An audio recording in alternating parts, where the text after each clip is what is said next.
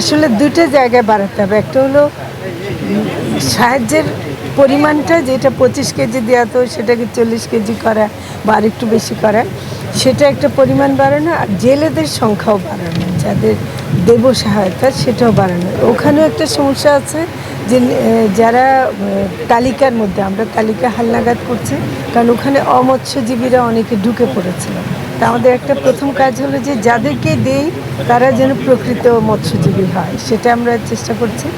আর আসলে দুটো জায়গায় বাড়াতে হবে। একটা হলো সাহায্যের পরিমাণটা, যেটা 25 কেজি দেওয়া তো সেটাকে 40 কেজি করা বা আরেকটু বেশি করা, সেটা একটা পরিমাণ বাড়ানো। আর জেলেদের সংখ্যাও বাড়ানো, যাদের দেব সহায়তা সেটাও বাড়ানো। এ বিষয়ে কাজ চলছে। যখন নিষেধাজ্ঞার সময় সেটা শুরুতেই দেওয়ার কথা। এখন অনেক সময় দেওয়ার ক্ষেত্রে হয়তো জনবলের অসুবিধা বা অন্য কারণে দেরি হতে পারে, কিন্তু এটা কোনো অবস্থাতেই দেরিতে দেওয়ার কথা না। হ্যাঁ, এটা আমরা সেটা চেষ্টা করব যেন এইরকম দেরিটা না হয়। আমি মনে করি যে এটা নিয়মটা হলো নিষেধাজ্ঞাকালীন সময় শুরু হওয়াতেই দেওয়ার কথা, পরে না।